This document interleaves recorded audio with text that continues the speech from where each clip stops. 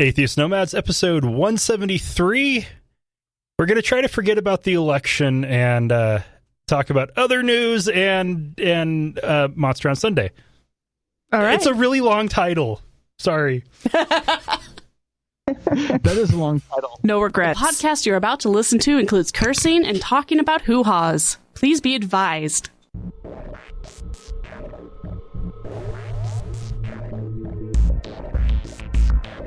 We are the Atheist Nomads, bringing you history, science, politics, religion, and interviews with leaders in the atheist community.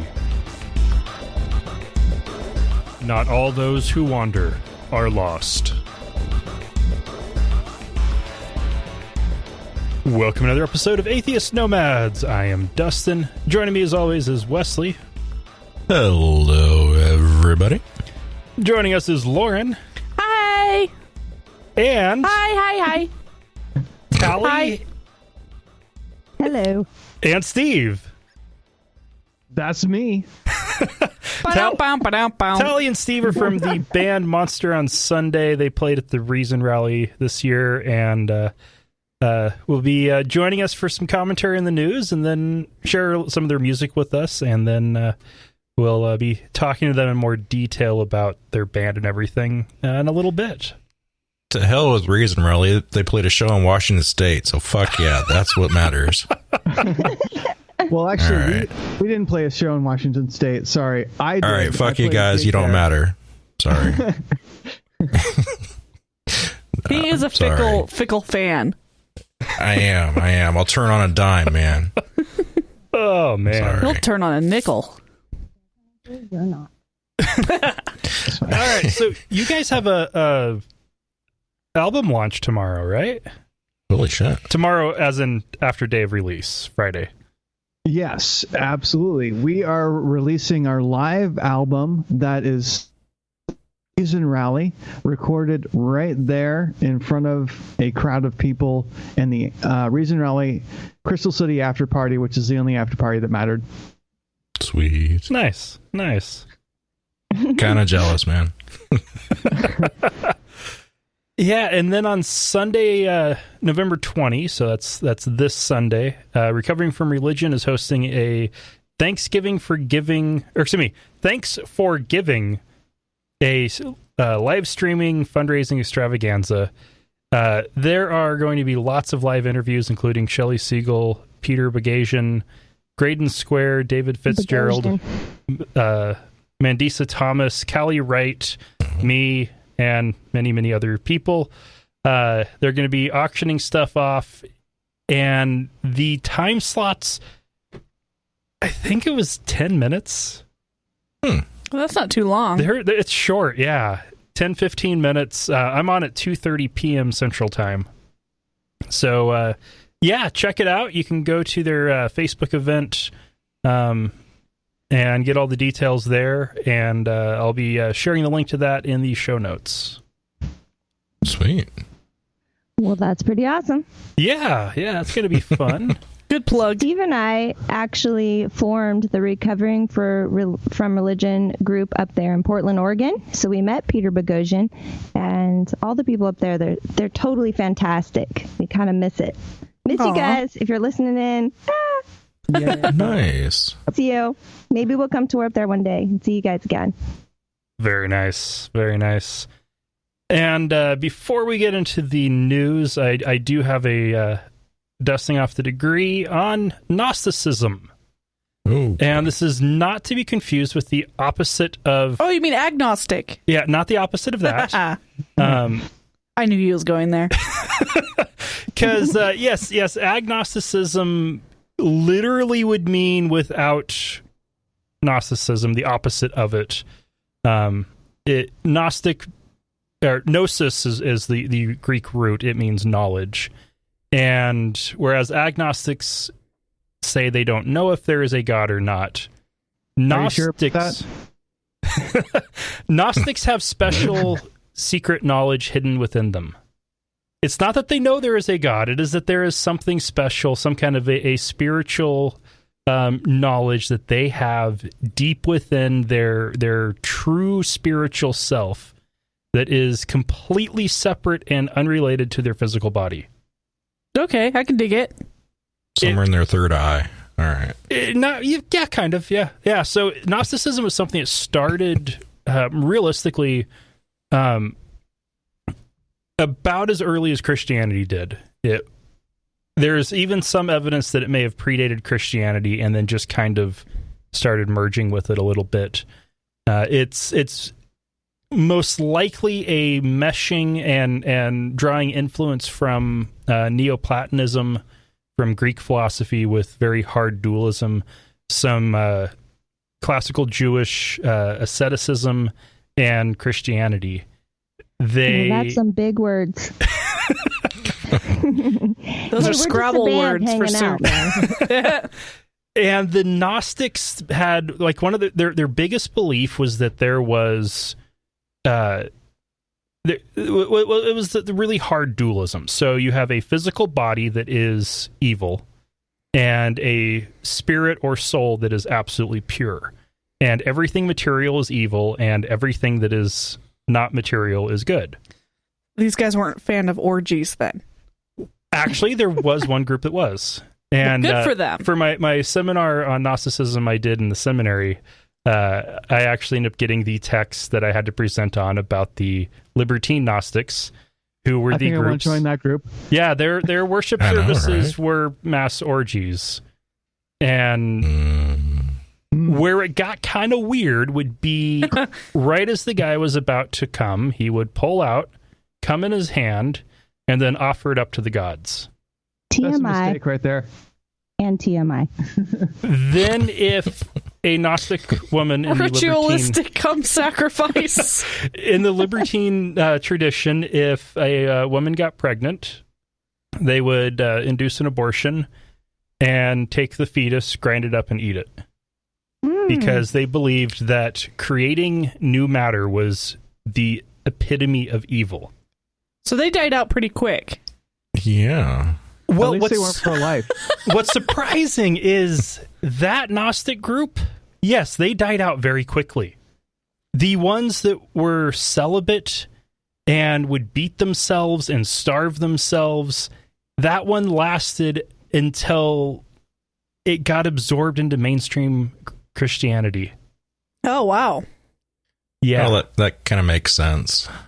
People love to suffer. If you look at the Catholic traditions with self-flagellation and other kind of ascetic practices, it comes from Gnosticism. They took what they could drive out and destroy, they did, and then what was left over, that ascetic tradition was absorbed in. And one thing that's actually kind of interesting with that is if you look at religions, if it's easy or fun, it doesn't last. Yeah, great. Who wants wicked awesome orgies and sex? Let's just beat ourselves. What the fuck? The harder you make it, the more popular it's going to be. People have a sense of entitlement, I guess, once they... Yeah. It's weird. But yeah, there was actually a Gnostic revivalism happening right now in California. Libertine? No. Oh. Ascetic. Damn it.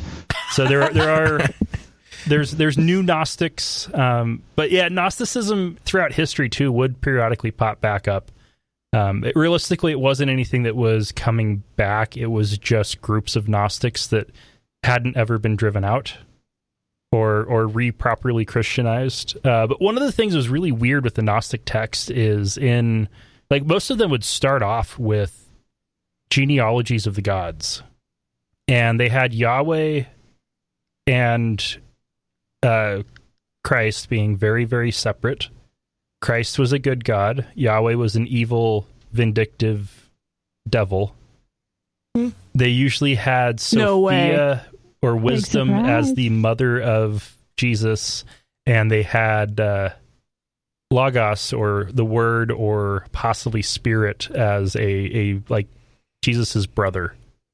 I'm so confused right now. And they would get as What? creative as possible in how to do these genealogies. That's where Gnosticism gets really weird. Being able to beat yourself, that makes sense. Orgies, that makes sense. But making up genealogies for the gods when you're part of a monotheistic religion, that's weird. That is weird. That's Mormon. Zing. Funny you should boy. say that. Yes. Yeah? Oh, I used to be Mormon, so I don't know if we'll talk about that, but whatever. Just throwing that out there. Nice. I mean, it's usually You oughta not get interesting to anyone. Oh, we will get there. Well, if you ever get close to the Bay Area, you ought to hang out with David Fitzgerald. You two can... He'll just fill your head full of like all these weird, archaic Mormon things that just are even more weird, like talking frogs. And anyways, I'll shut up.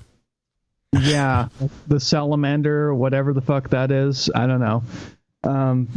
Yeah. Is that any more weird than the Mormons or than this talking snake, though? A talking salamander or something? Yes, No, that is a bridge Jonah- too far, madam. Jonah and the fish. The whale, most people call it, but the fish was all the Bible said. I don't know. Whatever. Yeah. And Balaam's talking ass. Oh, that's my favorite. Yeah. Yeah, that one's I good. just like the funeral potatoes. Funeral potato. I don't know What? that one. You lost me there. Funeral Yeah. potatoes, it's sour cream and cheese potatoes as traditionally served at Mormon funerals. And it is basically nothing but cheese and fat and love. That sounds amazing. I didn't know It's that was so a thing. good. Look at it. Oh my God. You missed out. I missed out. Yeah, Damn you it. poor son of a... The love part, especially. What does that even mean? Well, Love shots? I didn't grow up in Utah, so maybe it's a Utah thing. Maybe it's from the Mecca. Mm-hmm. Yeah, those pioneers really love their fatty foods. Gotta keep some meat on their bones. Don't want to go Donner Party. All right. Well, let's take a break and then we'll get into news. And we have a mix, like a full range from happy to Happy! what the Fucked fuck is up. going on. What the fuck? Yeah. It's a good news. So, right? Yeah. I just started looking at my Facebook feed. It's all been the world is going to shit. yeah, pretty much mine too. Yeah. Yeah. I've been trying to avoid it. But yeah, let's go ahead and have our first break. Atheist Nomads is proudly brought to you by Archway Hosting. Check out their low-price, full-featured hosting solutions at archwayhosting.com. That's ARCHWAY hosting.com. Hey, we're also brought to you by listeners just like you. Find out how you can become a patron at patreon.com/atheist nomads. That's patreon.com/atheist nomads.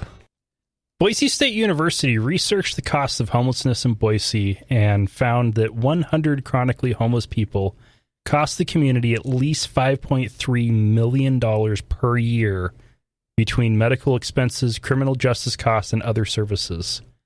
They also estimated that it would cost only $1.6 million per year to provide supportive housing for those same people. So housing plus all of the other support they need to survive and get better. Well, Monday, the Idaho Housing and Finance Association announced that they'd reached a critical milestone needed to start construction of the New Path community, the inaugural Housing First permanent facility to provide that same kind of supportive housing for chronically homeless people. Woo! Yeah.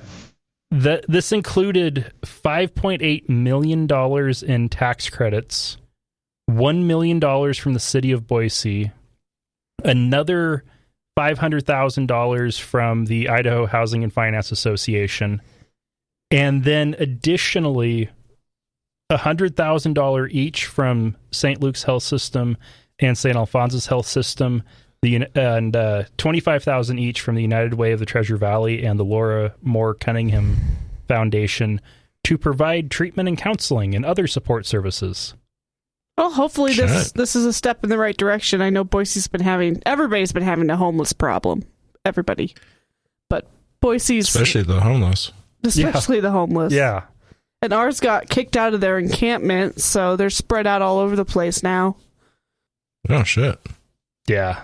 Yeah, and with the military base nearby and, well, just the fact it's the biggest city in Idaho, we have a lot of veterans here that are That's the homeless. only city I know that exists in Idaho.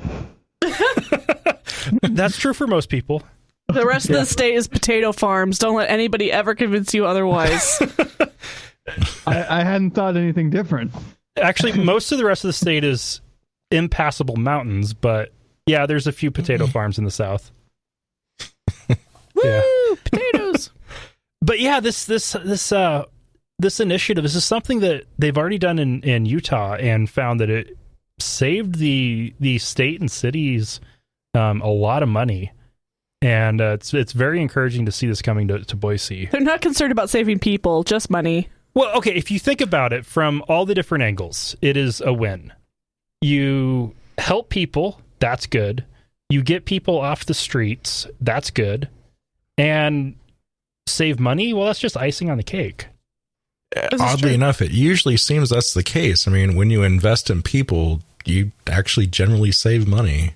Mm-hmm. Whether that's like needle exchange programs or like this. Yeah. Well, and when you look help at people, you save money, everything is better. And when you look at the veteran homelessness problem, that's our country owes fucked up vets better than living on the street. In Boise, Idaho. Yeah. In Boise, Idaho, where it is... At least come to San Diego where the weather is amazing. Right. I know. Yeah. Nobody deserves Boise. Here we have... I almost want to live on the streets here in San Diego. It's like amazing. Like Steve and I have actually talked about that. Yeah. Oh. Let's throw in the towel on our whole lives and just go live down at the beach. Yeah, we need to buy an RV first. There we go. Nice. An old beat up Winnebago. Let's give all homeless people RVs. The main reason we have it is because you can't really practice in a beat up Winnebago as a band. It's not going to. So we have to have a place to play. So the beach. You just have one of your members. You practice at their house every time. But there are plans on that I've seen for. I think a couple communities are doing this to do mobile housing for homeless people. They're basically teardrops attached to a bicycle. Oh, those things are awesome. Sorry, I'm a total RV freak. But those teardrops are really freaking awesome. They're really cool. Those would be really great to give to homeless people for sure. The only problem is it doesn't provide them with an address, and that's what homeless people need more than anything, is an address so that they can apply for jobs, receive mail, that kind of thing. I'm not so sure if homeless people want to work. I think that was our original idea. We want to get away from work and escape that. Maybe there's some that do, but our idea of going homeless is getting away from jobs and responsibilities. That's the difference between Southern California, I guess. I'm with you, sister. Let's fuck this job stuff. Leave it behind. You can always get a P.O. box. Why do you need a permanent address other than a P.O. box? You can't apply for a job with a P.O. box. Well, sometimes talk to the Republicans. I'm sure you can get an Obama phone somehow. Thanks, Obama.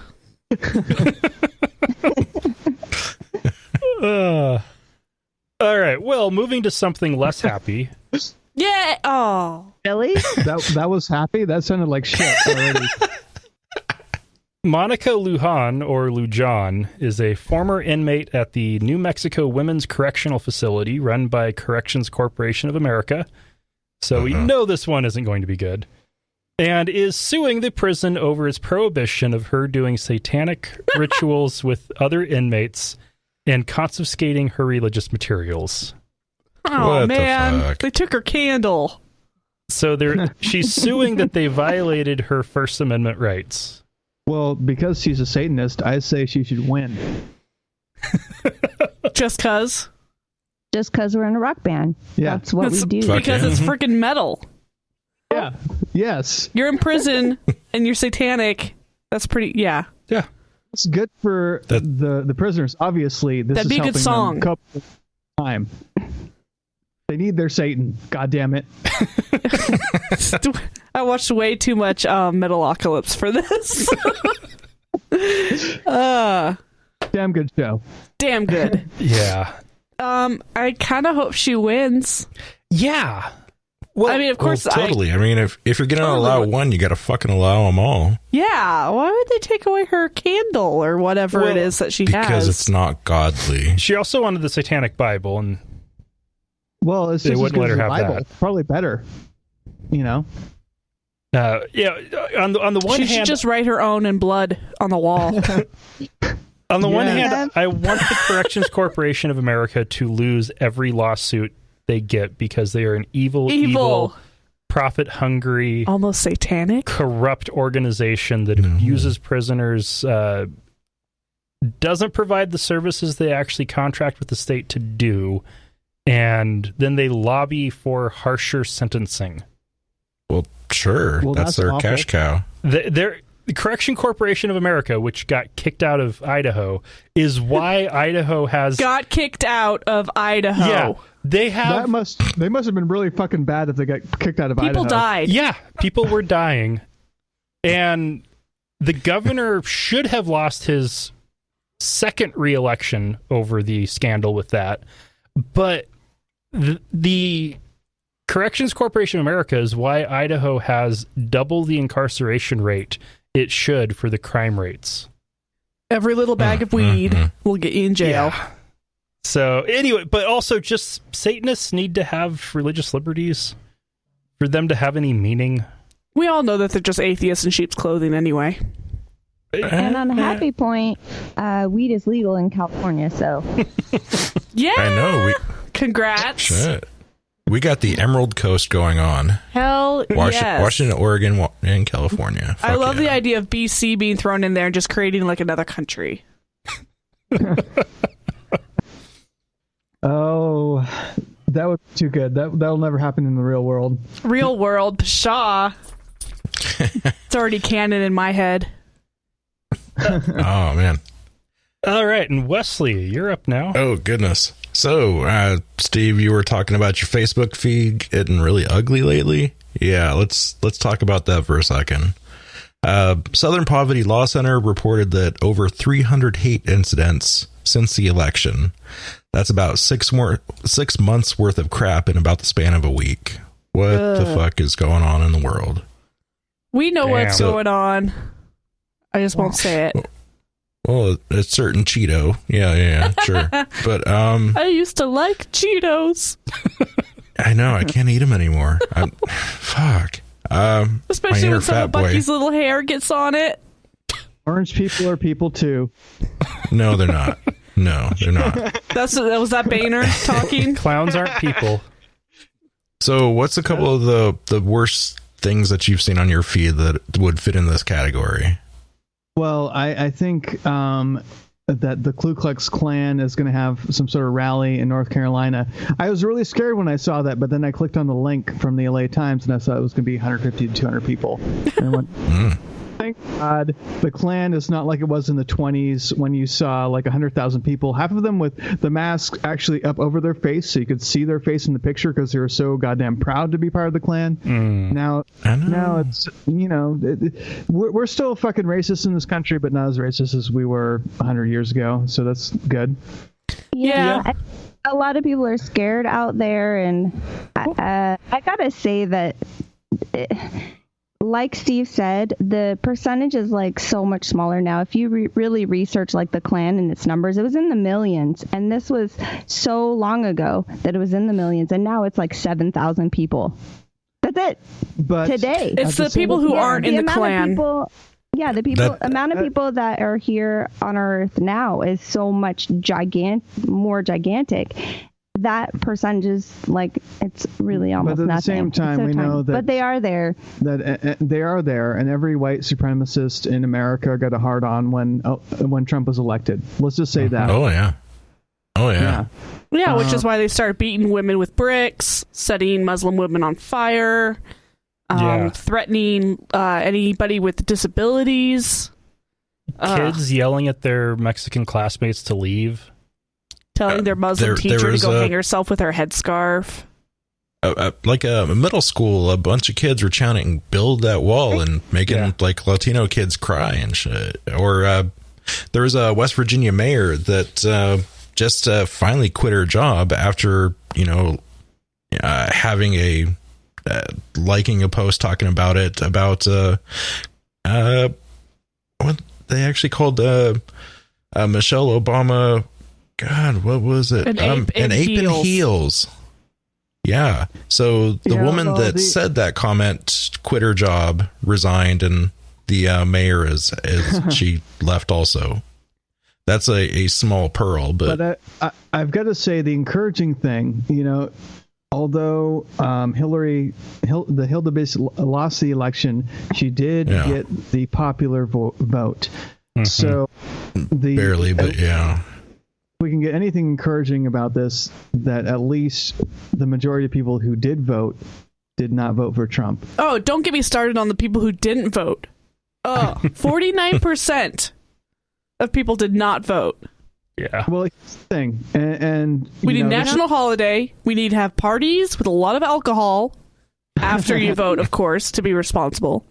Well, we're drinking a fair amount right now. But here's the thing. And this is somewhat controversial. Tally and I both voted, and we voted for not Trump. And the only realistic version of not Trump was Hillary. Yep. But we weren't exactly stoked on Hillary. And I think that this is a problem that a lot of people had. If we look at the election, the Trump turnout was pretty much what you would expect for the Republican turnout for this vote.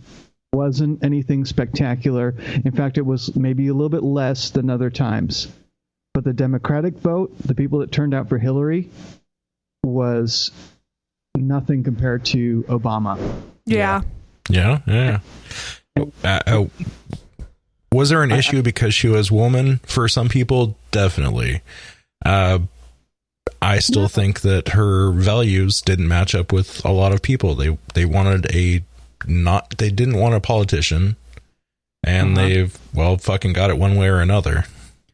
Well, and we've reached the point where the two major parties' establishment candidates, basically, or officials, the establishment is on both. It's just, you want progressive social policies or conservative social policies, because either way, it's all going to be pro big business, pro Wall Street. Yeah. That's what it felt like in this election anyway. But it sucks that it's so kind of polarized into what you just described there.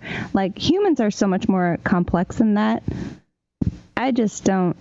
Well, here's the thing. The main thing that bothered me about Trump is people were a lot of people are saying they voted for Trump because he's anti-establishment. He's a politician or whatever, but it's bullshit.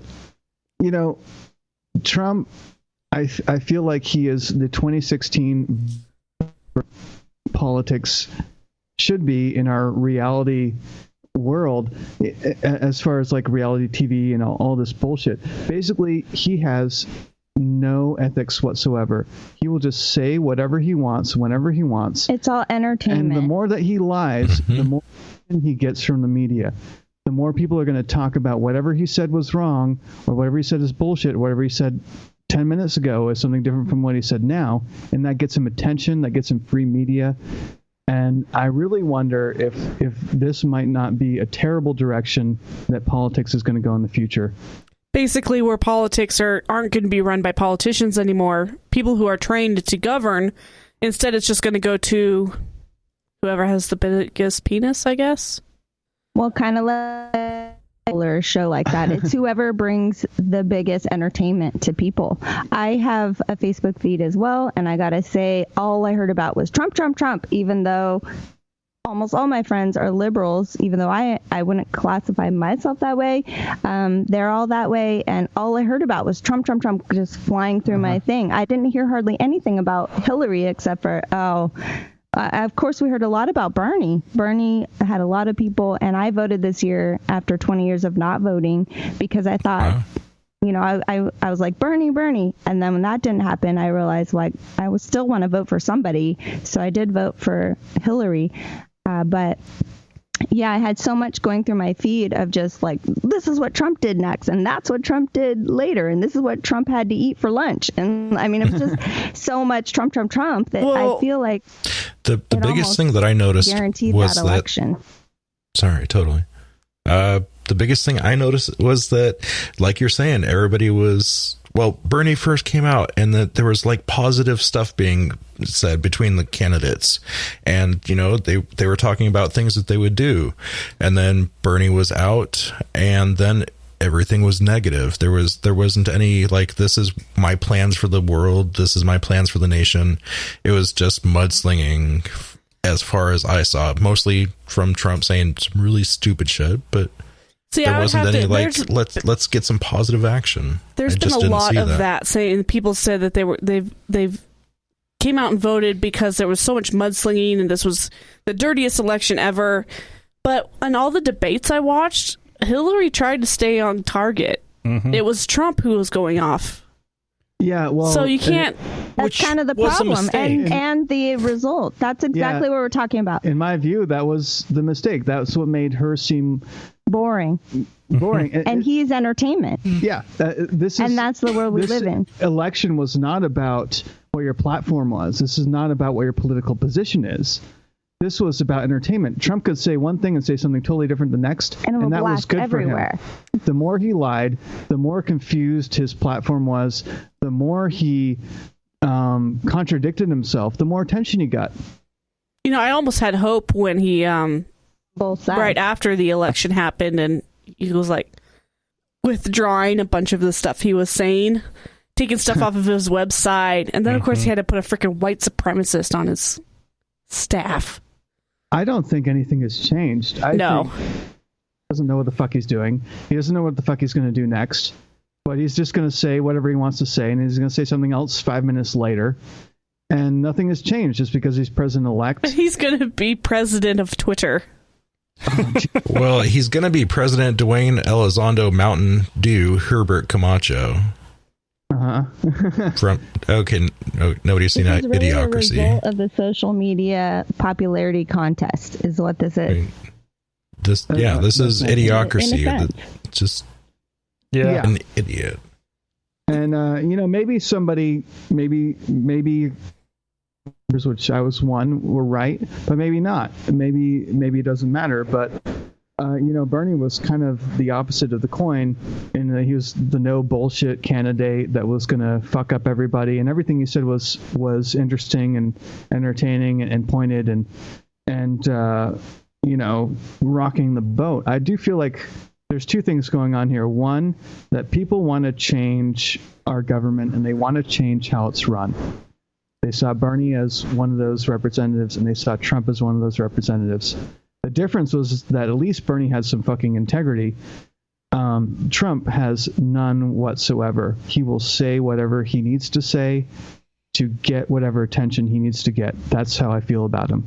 And unfortunately, Hillary is sitting on the sidelines hanging out a whole lot for publicity reasons. She's just not gaining that She's doing attention. What would have worked great 10 years ago. Mm-hmm. Yeah. It's 2016. Yeah, it would have been good a long time ago, but in this day and age, yep. Yeah. So the one thing that we weren't going to talk about, right? And like what I think is cause a ruckus out there, people. Ruckus, or you're not going to get noticed. That's kind of what happened. Well, how could we not talk about it a week after the election? I'm sorry. Yeah. I don't know. One of the reasons why I didn't want to go too much in any details on it is, well, for one, I have been doing my best not to watch the news. I've been. I'll scroll down a little ways on Facebook, get pissed off, and close that. And then I'll go through my news feeds, and not much of that either. And it's impossible to find out what the hell is actually going on, because the story is changing several times every day, it seems. And there is so much conflicting and inaccurate information. And some of it, I think, is intentional, either just lie or opinion. and some of it's just not up to date. It's just called politics, man. Yeah. Pretty much what that is about. A lot of lies, a lot of trying to figure out where does the truth lie in all these lies. That's literally what politics is, kind of.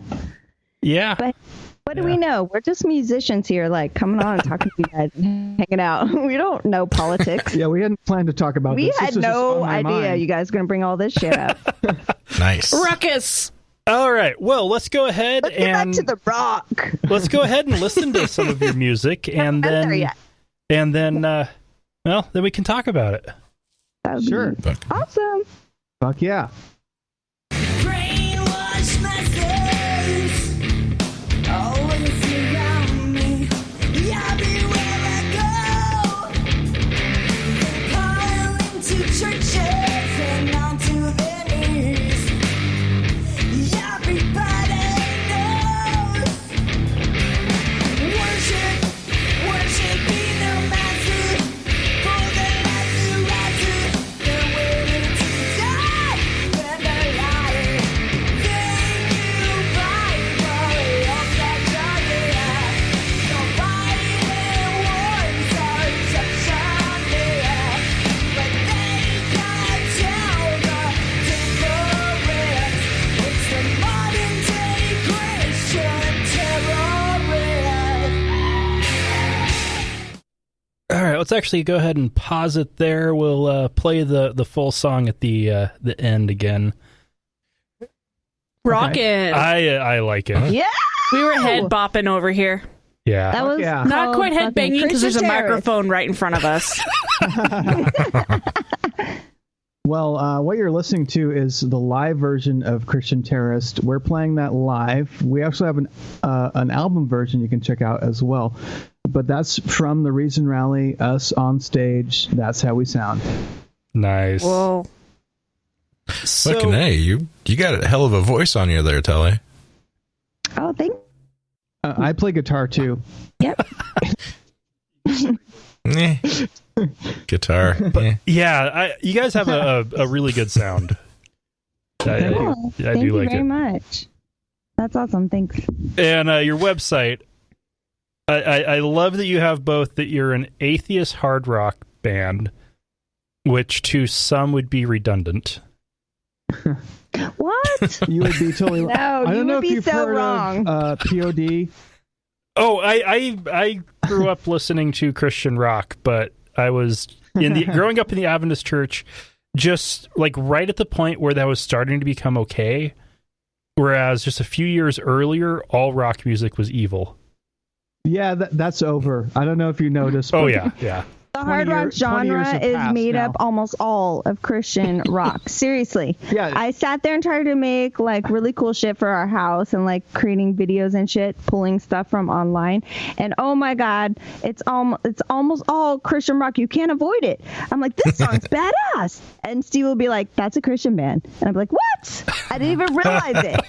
Oh, fuck them. Get them Nice. out. Next. And I had to like get rid of so much garbage. POD, Flyleaf, Striper. Striper. What? That's so old. You're showing your age right there. Skillet still gets on the radio some, and Well, and then half the bands are going to go on stage and go, oh, thank God I got this Grammy. I want to thank my parents, my Lord and Savior Jesus Christ. They may not do anything other than that in their life that's religious, but they feel the need when they go on stage to thank God for all of the amazing stuff they did. Instead of somebody like, I don't know, the engineer who made them sound like good instead of like shit. yeah. Yeah, when I was in Michigan, I went to a Christian rock festival. It wasn't the like big bands that are like actually can make it into mainstream radio. These were the true Christian rock bands. No crossover Obviously. bullshit. No crossover bullshit. Jesus. And also no talent. 3 chords. Funny how those things come together. Like some of these bands I had really liked, and then I was there and the lyrics were being drowned out by the music because they hadn't mixed it well for the live performance. And That it was is like, so okay, official. that is a 3-chord progression. that is repeating over and over and over. Well, That's all you need. Honestly, a dose of the truth at the show. Then the that's next the song truth of music. was the Music same. in general. Yeah, the next song was the same thing, just a different key. Well, come on. I mean, you got That's three kind of music keys. in general these days, unfortunately. Sorry. But, It sucks. dude, it sucks balls. It's very much like, it's very much, everybody sounds the same, and there's not much variety. There's not much new stuff. You don't get a lot of really unique talent coming out from the speakers these days in any genre, let alone But Christian or hard That's rock. why I listen to music with people who are 300 years old. Come on, though. Doesn't it kind of make sense, though? 3 chords, God, Jesus, Holy Ghost. Oh, jeez. No.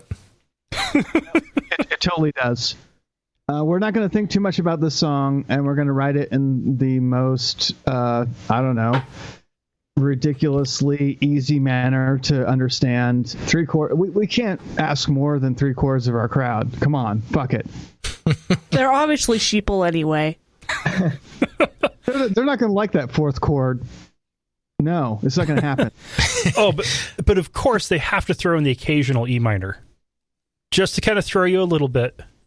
Oh, wow. Well, you I gotta didn't go- know POD was a Christian Gotta throw rock. people off slightly, Yeah. make them slightly uncomfortable on Amazing Grace. That song makes man. me uncomfortable anyway. Hey, wait a minute! I have a weird idea here. I'm just drawing lines in my brain across a similar topic we were just talking about with Trump getting elected and all this stuff. Well, music is kind of like that these days. It's a popularity contest, and it's all about just what the masses tend to like. They're like, I'll like that. Yeah. Click like on your little thing, and boom, that person's a superstar. Yeah, you have 5 seconds to gain people's attention in today's modern music. Yeah, Unfortunately. similar lines. Mhm. Kind of similar. And you're totally right about how it doesn't matter what genre.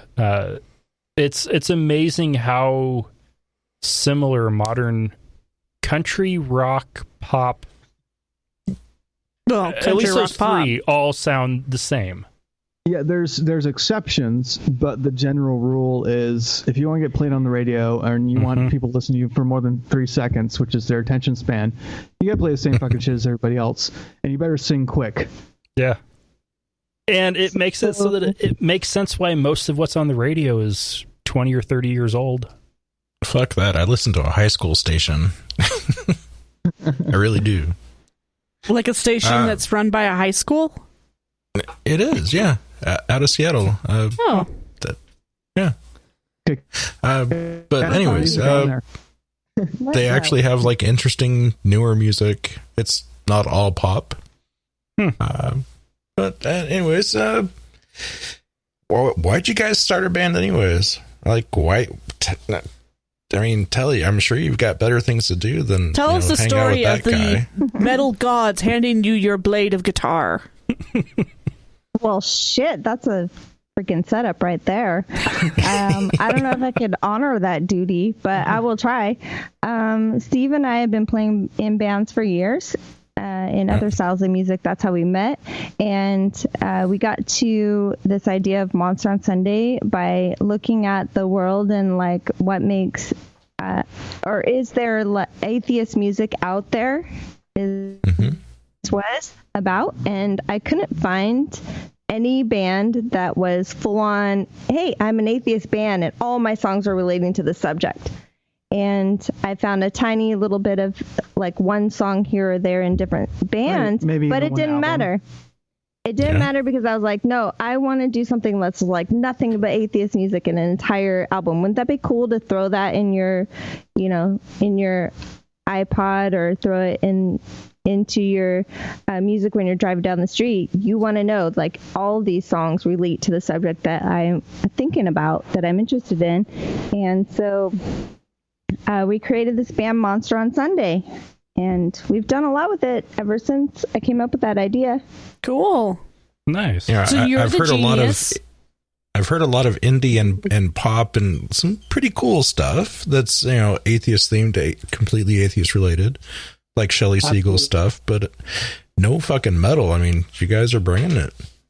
Well, that's the thing, and not only that, but say, I don't want to talk down about other people, but a lot of people will do this. They'll do it for like one album, and be like, "Yeah, I've said everything I have to say on the subject of atheism."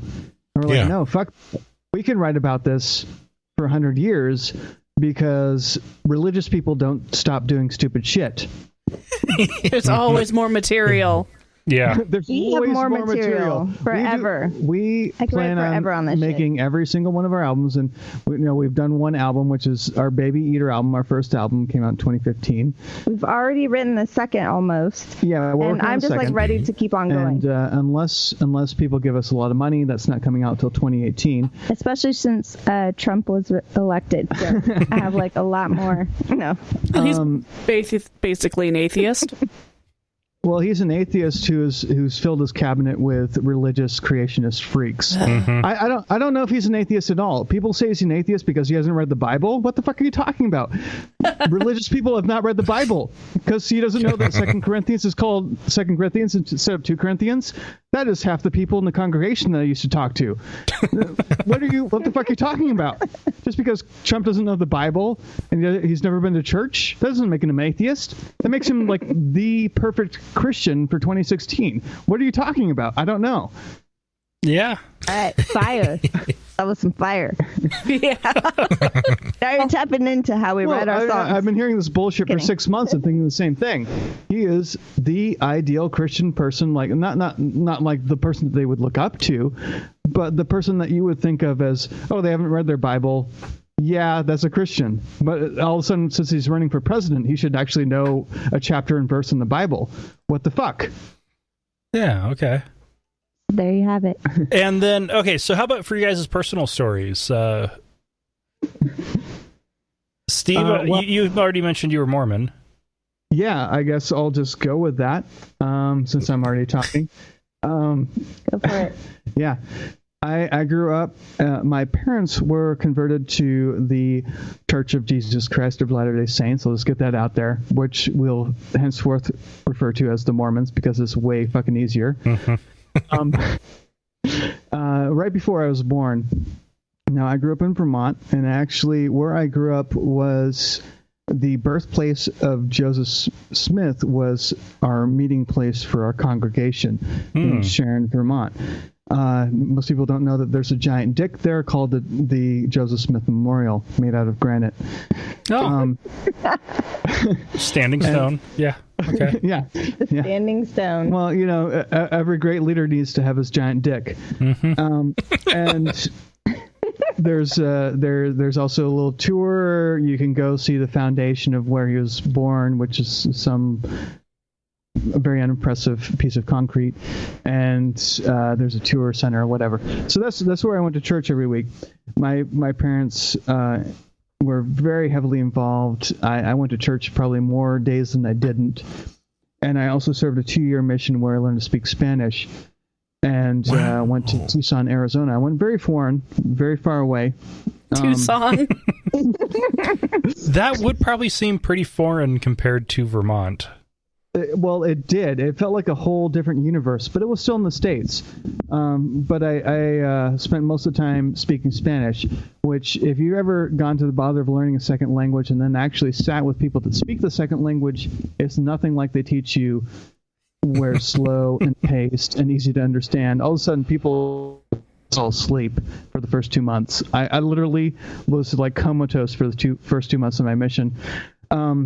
But anyway, so I did that. I came back, and then I went back to playing music, and eventually stopped going to church on Sundays, and then met Tally, and decided that,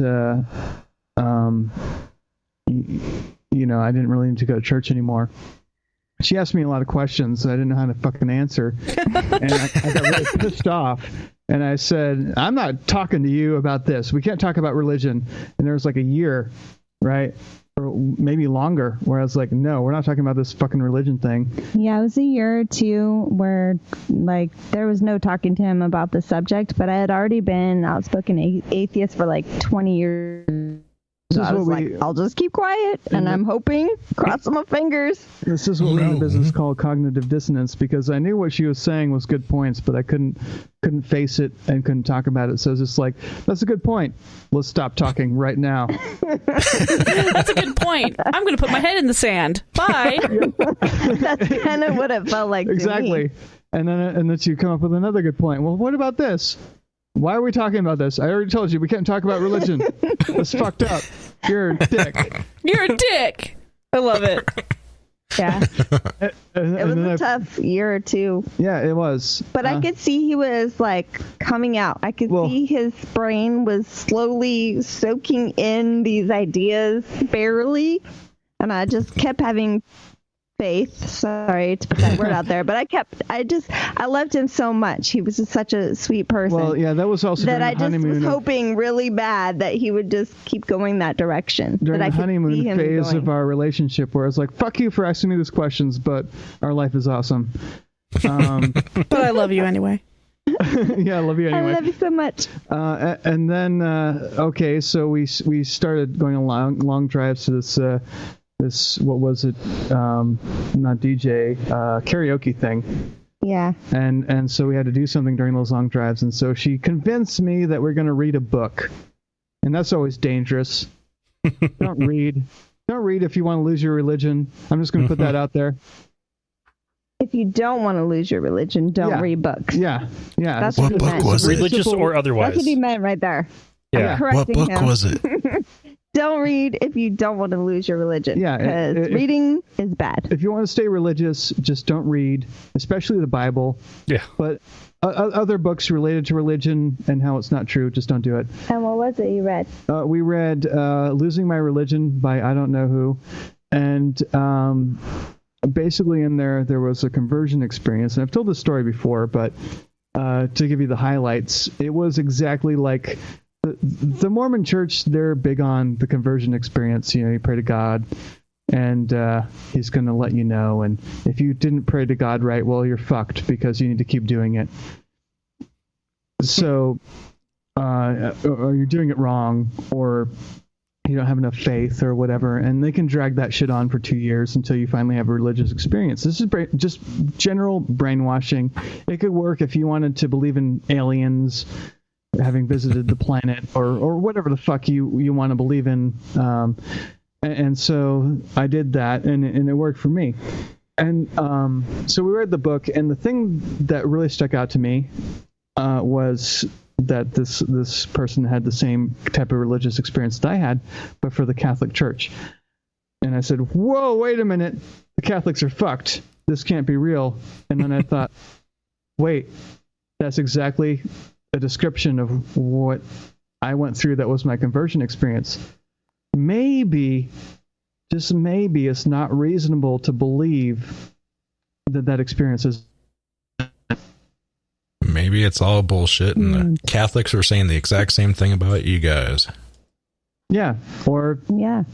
or the Muslims, Any religion. or the. But aliens are real, man. Fuck you. Well, Of course. whatever. No, I believe in aliens now. No. But You yeah, will in so- 2 years. Trump's a lizard person. Anyways, So yeah. And so that was it. So we started reading Hitchens and Richard Dawkins, and I realized that there's this whole thing called the scientific method, and that I feel it's true. It sounds really good to me, and it makes me feel special. That kind of reasoning is fucked. Oh, man. Yeah. Good times. So there's a whammy for you. how about you, Tully? You've been an atheisty person a lot longer. Tell us about it a bit. I would say I've been an atheist my whole life. Mennonite Christian was how I was raised, and I sat there many times when I was a little kid asking weird questions. And one time I remember I was sitting there painting Jesus on a little ceramic thing, and he's on the cross, and I just said, "Excuse me, I have a question." And the teacher was like, "Can I help you?" And I was like, "Yes. why are we always painting this guy? What is the purpose of this Jesus guy anyway? Like, I don't get it. And you're like, oh, just be quiet, go back to your stuff. Shut up, little kid. You don't know. Exactly. And the little kid is like, no, I know. Yeah, exactly. From a young age, I always was like, why are we doing this? Why are we singing the songs and clapping the hands and doing this dances? And to this day, I can do like songs and dances and stuff. Like, I already know, like, I even know sign language for some religious stuff from when I was a kid, because I went to so much Jesus camp functions for the church. Okay, so you're an atheist being raised in a Christian setting. Essentially, yeah. It just didn't take with me. I consider myself actually really lucky, because looking back and looking at these events I went to, like huge concert events for like summer Christian camp, huge events. It's a bunch of kids in a concert pavilion watching, these entertainers on stage and all this stuff. And then, of course, at the end of the entertainment, they always start the Jesus stuff, like, who's feeling Jesus? Come up and express your,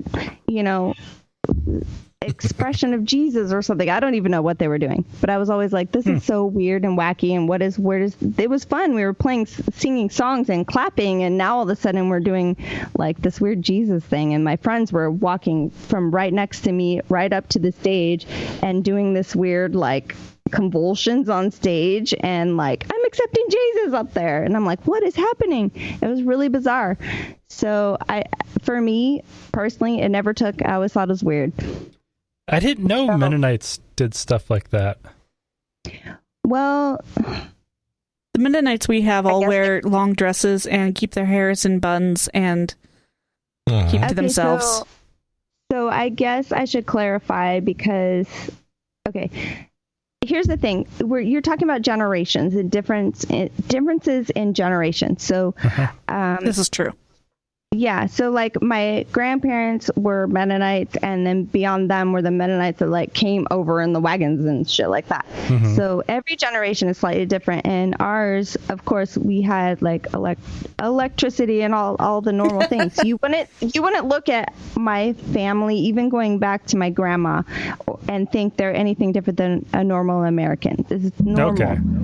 So I'm not talking about weird outfits or weird things going on. And I had the impression that Mennonites kind of fit the spectrum from nearly Amish to almost normal. Yes. In fact, my mom said that to me once. She said, we're like the old Amish. We're like, the old Amish is their thing. We're them, but we're new. So that's how she explained it to me. We have electricity and amenities and buttons. And basically we live like normal, cars. Citizens. But regardless, I never stuff, and I just found it really hard for me to grow up in this world where my entire family believed this. And for a long time, since I was really young, when I was 15 years old, I realized atheist, that's what it's called. And I could tell you that story, but that's how at some point I realized atheist, that's what it is. There's something, and that's me. I'm an atheist. I don't believe, and there's people like me, and I didn't think there was anybody like me, and I was so excited about that. And it was really a cool moment for me. But recognizing that and then moving forward in my life, that's actually one of the things about our band is one of the goals is just to let people know that they're not alone. Yeah. Our music, that there's somebody out there that is saying these kind of things, that they can, they're not alone, that, no matter where they are in their life, there's somebody who gets them and like them. Absolutely. That is really one of the main reasons I do this band, because I have a lot of things I need to say about this subject that I've was holding in, sort of. I mean, I've always caused some conflict with my family, but my whole family is not agreeing with me on this subject. So I'm the only. So this band really is kind of my outlet. And also I realized I'm not the only one. There's so many like me. It's been quite an amazing experience through the years. That's awesome that you had that moment of revelation. Thanks. That sounds a bit kind of like mine, where I didn't know what the word was. I was about 13 when I found out I was an atheist by reading it in a book. Like these are my people. These are my peeps. Exactly. Yeah. Yeah. Very cool. All right. Well, we're about out of time. Yeah. Pimp your stuff. Like, where can people find you? All right. Well, first of all, this week is pretty damn exciting because we're releasing 4 videos. We're releasing a video that Cabello put together about our tour to the Reason Rally. You can see us like leaving on planes and going there and being all excited, playing the show, and it's pretty fucking hilarious. We're also releasing Make a Believer, Christian Terrace, and the entire concert performance at the Reason Rally. All of those are live performances on our YouTube, on Atheist TV, and we'll also be talking about it in American Atheist Magazine. Nice. Cool. Fucking Right? A. Is that right? That's tomorrow, by God. What Yeah. now? Oh, Yeah. Satan? For us, it's Whatever. It's time tomorrow traveling. because people are listening to this Thursday. Oh, Yep. that's right. So it's tomorrow. A lot of fans have wanted a live video or a live performance from us from all around the world. But we're fucking poor, and this band is like our baby, and we're because we're doing the best we can as Tally and I. Everything really comes from our pocketbook. So touring the world is not in the cards yet unless a lot of people decide they want to start donating to us. But thank you guys who have constantly been bombarding us with like, hey, when are you coming to this next obscure country? Thank you.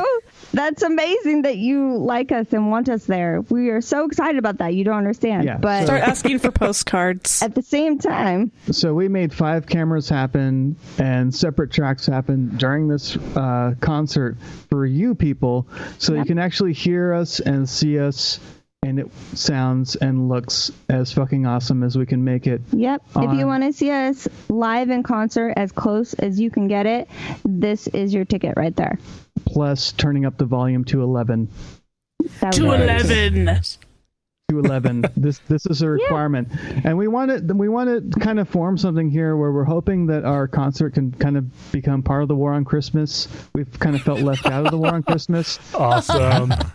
Should we If you take want to it? do your part in the War on Christmas, please watch our concert in its full glory on Christmas Day, turned up to 11 on a big fucking screen or on. And share it with your family. Yes, Yeah. it is a gift You know, to be spread shared. the word. It's a gift to be shared. Exactly. I've got a projector. I will use it. There we go. Yes. Now you're Perfect. talking. Big screen, baby. A projector, Yes. big screen, and a fucking subwoofer because the beer. bass is ridiculous, and of course And a I play keg. guitar. That- But Yeah, alcohol goes without Keg saying. would be good. yeah, alcohol is important. If you can smoke some weed, that won't hurt anything either. It's legal now. Maybe do the purple acid if you're really feeling adventurous. Sorry, that reference might be a little obscure for those of you who are not baby boomers, which I'm not. And we also have something really cool on there. There's a song called The Atheist 10 Commandments. I hope you pay attention to all the lyrics because that's happening during that and it's not on our first album. The most Here it crucial goes. lyrics I've ever written are It's in that true. song. It's true. Nice. Please pay attention. Yes, and I think everybody in the atheist community can agree with those lyrics wholeheartedly.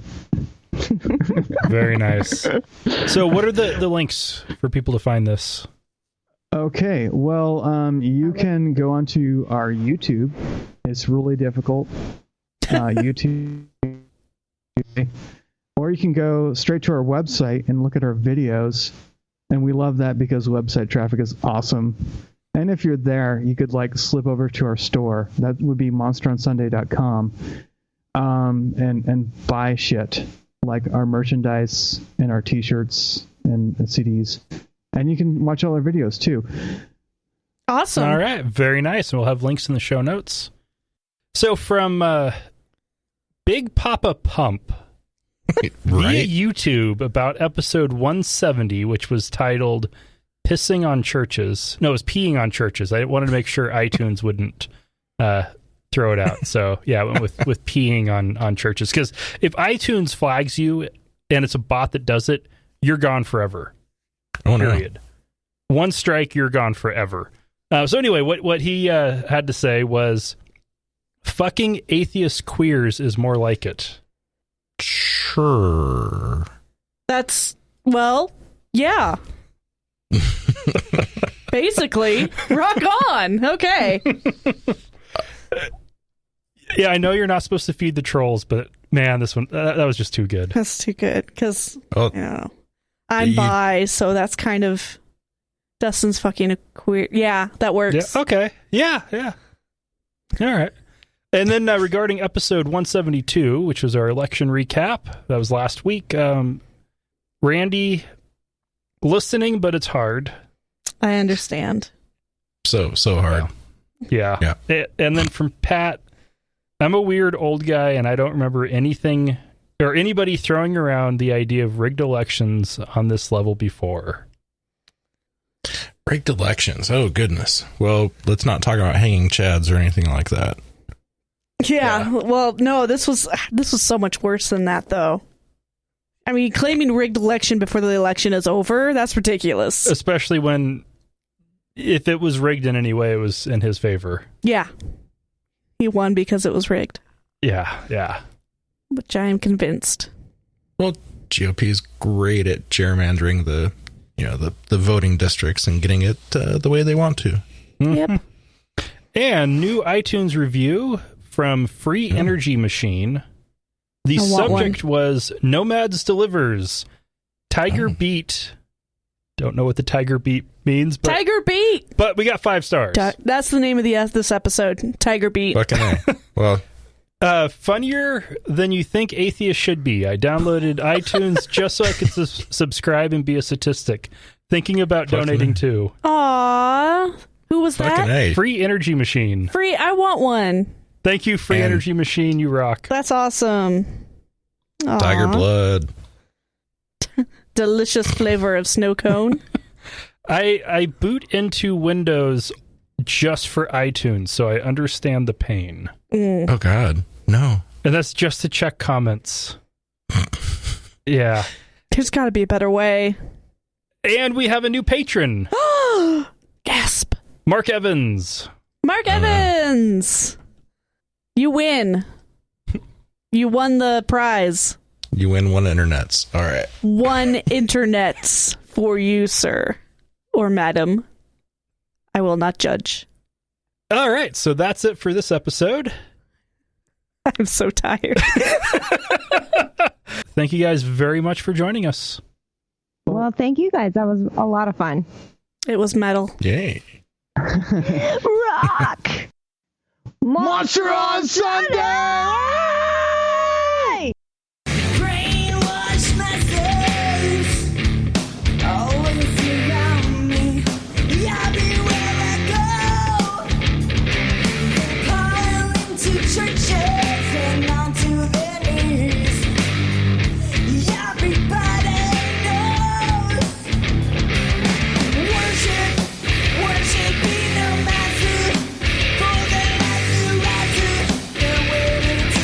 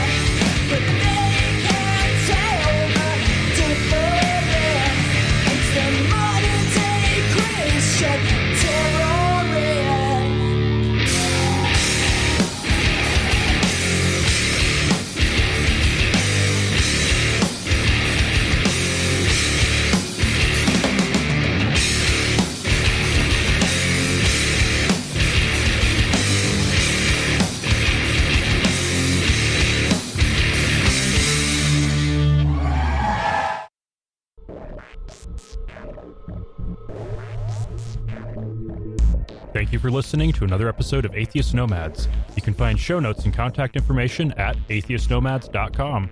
Follow us on Twitter at Atheist Nomads, and like us on Facebook at facebook.com/atheistnomads. Please subscribe to the show in iTunes, Stitcher, or your podcatcher of choice, and while you're there, feel free to leave us a review. Theme music is courtesy of Sturdy Fred. Until next time, this has been the Atheist Nomads.